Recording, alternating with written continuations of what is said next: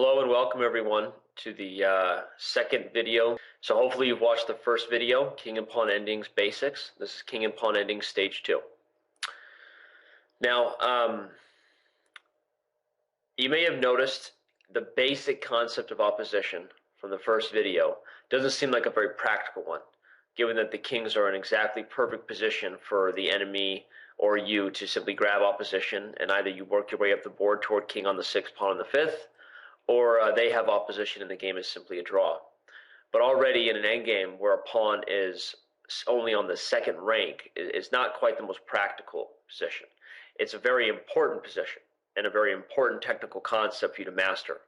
But now we're going to start looking at things that are slightly more practical and hopefully applying these same type of opposition ideas. The first one again here is a distant opposition position, kind of a tongue twister, distant opposition position. The basic concept is, what do you do when the kings are far away from each other?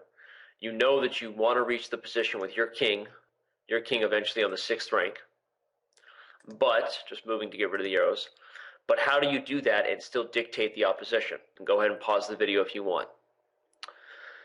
Okay, assuming you paused the video and took a few minutes to think, most of you likely calculated the simple idea of the king coming up. You saw king e2, king f7, king e3, king e6, and white gets king to e4. Here's what it would look like. White simply grabs opposition. Well, that's awesome. The king will go in front of the pawn, and if you're really good, that means you mastered the first video, and you know that in this position, you have to take opposition with the king. Obviously, this would be a draw, giving him opposition, breaking our rule. So we take opposition, and then we start making progress, and the game is over. So that's good that you calculated the basic idea of coming up and eventually getting opposition. However, there is one major problem with distant opposition, and that is, even if you did a good job and calculated both kings coming forward, what you may have misunderstood is that the king does not have to come straight forward and give you opposition. He has the ability to make a waiting move, to sidestep. And this way he is avoiding giving you opposition and preparing to take his own opposition regardless of the square that you may take. Even if the king sidesteps away from the pawn, you can see that we have to either maintain and let him stay in front, or eventually break this rule of equaling the same rank to the king, which we know is no good for us. Eventually we'll have to push the pawn forward, and if you remember the basic concept that he can stay directly behind the pawn, he will always be ready to take opposition. But the main idea you need to remember is that he can maintain a distant opposition by making a waiting move.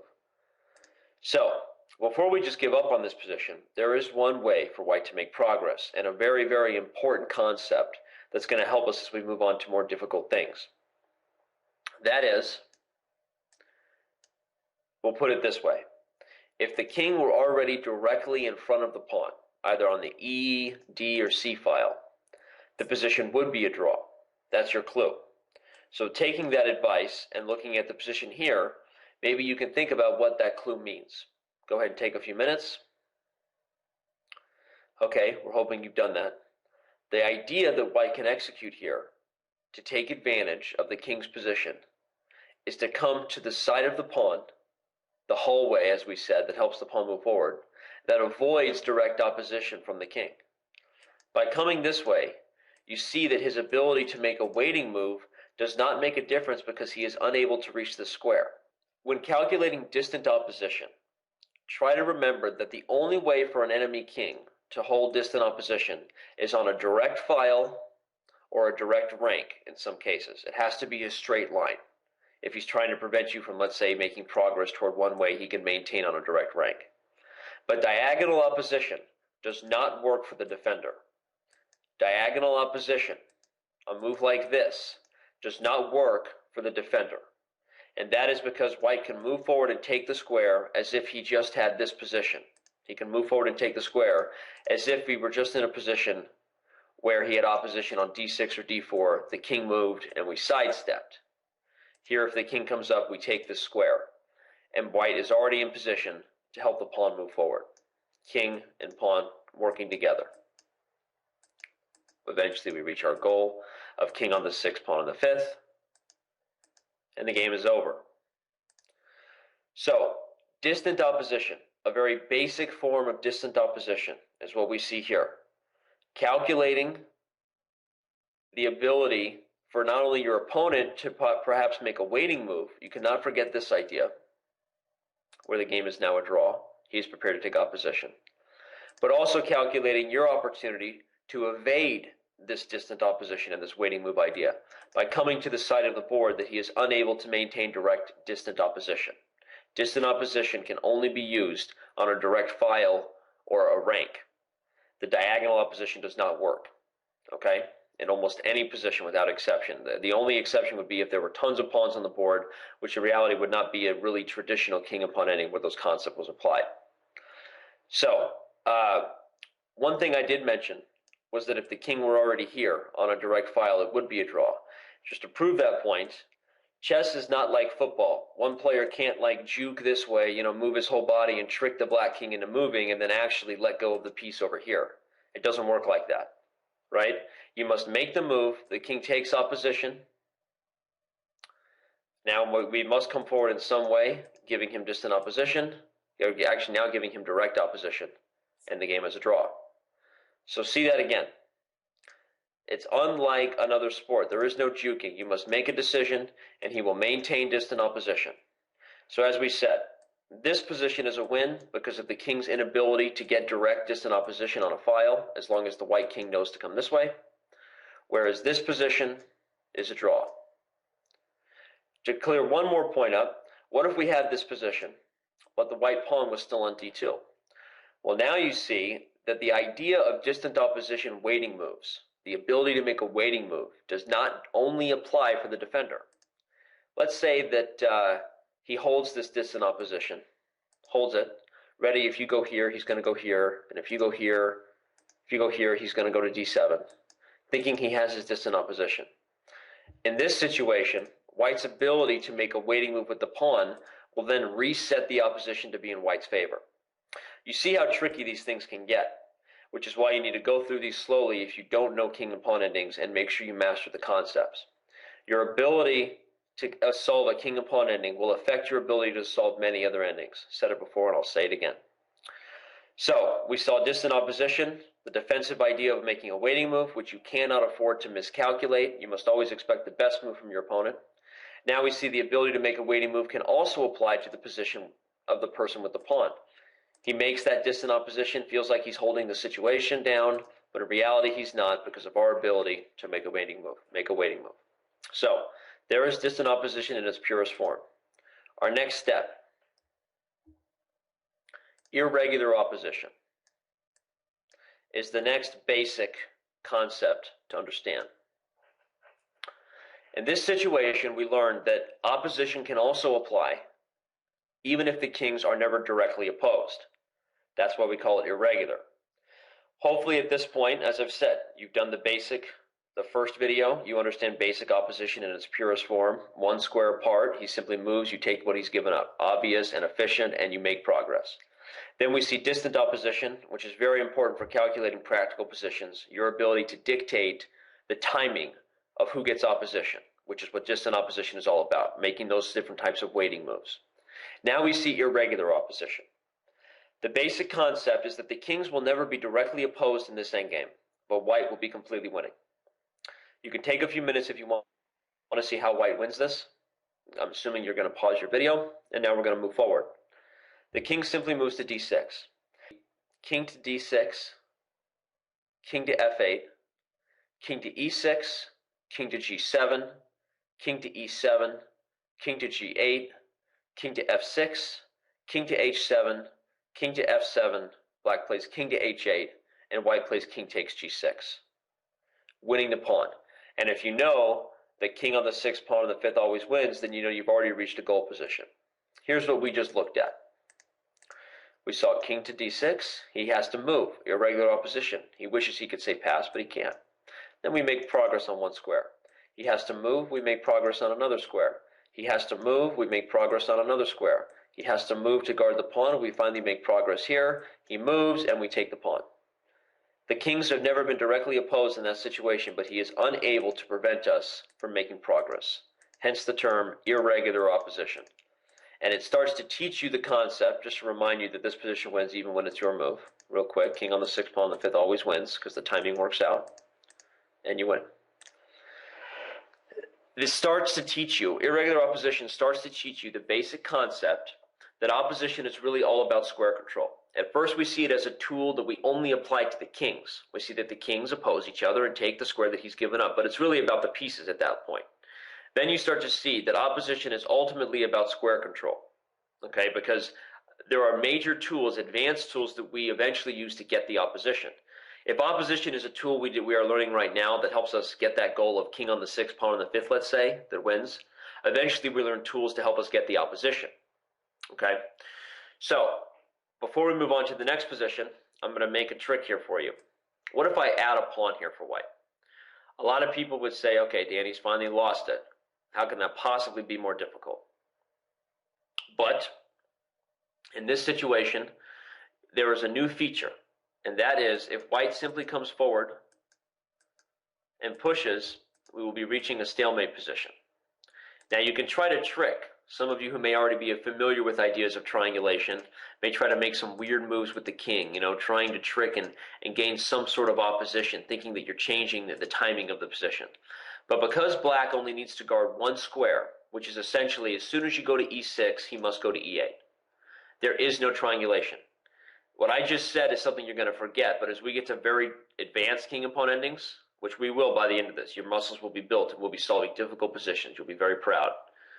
But as we get to those more advanced positions, you're going to forget this phrase, but I'm going to remind you how important it is what I just said. Triangulation does not work when the king only needs to guard one square. Triangulation only works when the king has to guard 2 points of entry or 2 weaknesses. Okay, you remember that phrase, it doesn't mean much to you now, but that will mean something as we move on.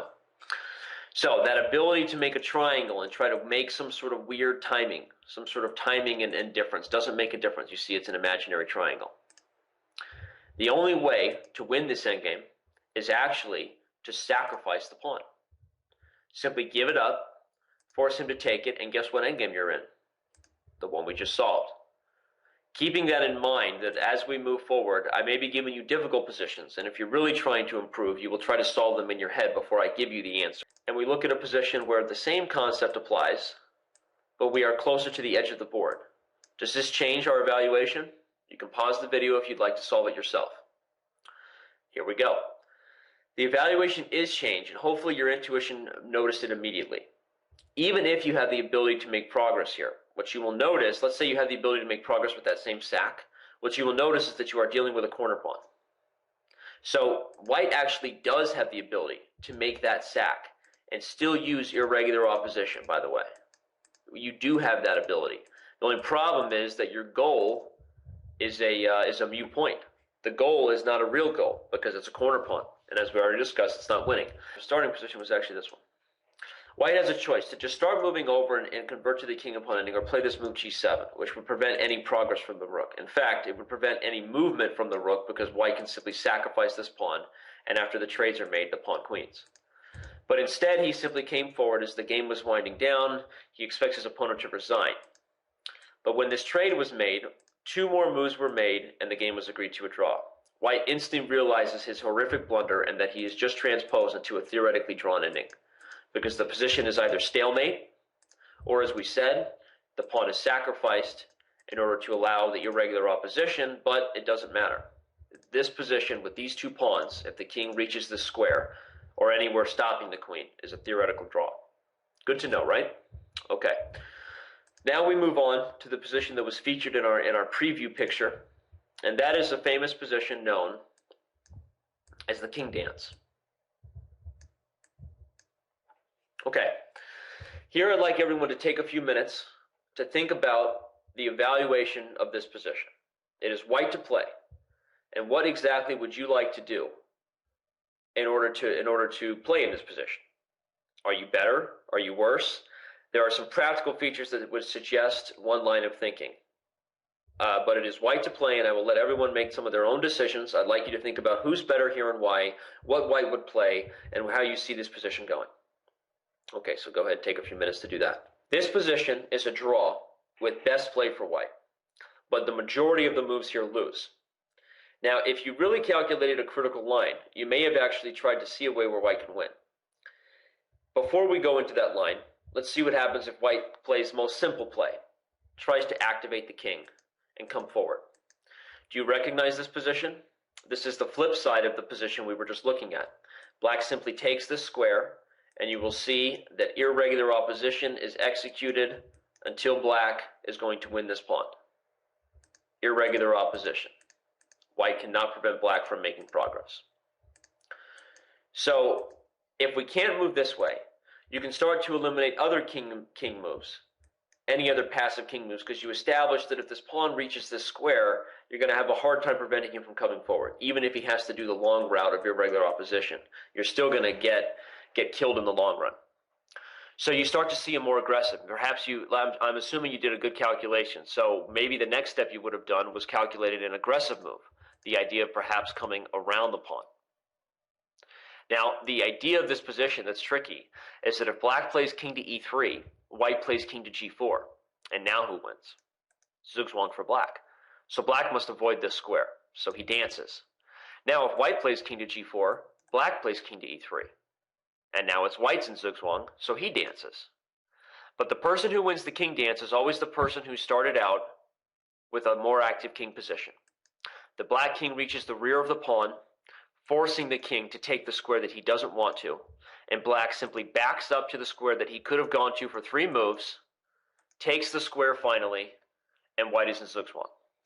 White moves the king, the pawn is lost, and white can resign. Whether the king was here or in Chinatown, as we already displayed, king on the 6th, pawn on the 5th, or in this case, 3rd and the 4th, wins no matter what. So look at that position. This is the king dance. Both sides are dancing. It's irregular opposition, avoiding the key square, as white would win. But eventually, because of black's more active king, he reaches the rear of the pawn, forcing white to occupy this square, and black wins. Very important concept to not only become familiar with, but I would suggest you master and memorize everything from this video, as again, we will be continuing to move on and discuss further complicated positions. The king dance is, like I said, a climax where you start to anticipate irregular opposition. Your opponent starts as well as your own. Now, I've just shown you all the king moves. I said the position was a draw, did I not? So what's white's only move that draws? The last move you would consider, simply sacrificing the pawn. By giving the pawn up, and then as long as you don't play the one blunder, which is king f2, you make a move with your king to wait for him to take it, white has a draw by force. Hopefully you understand that because you've watched the other part of the videos. White has opposition. Black will have to eventually push the pawn first, which we know is breaking that all-important rule. And eventually we will reach a draw because white will come straight back from the pawn and reach a stalemate by force. So, hopefully you've enjoyed these first 2 videos, and we will continue to move on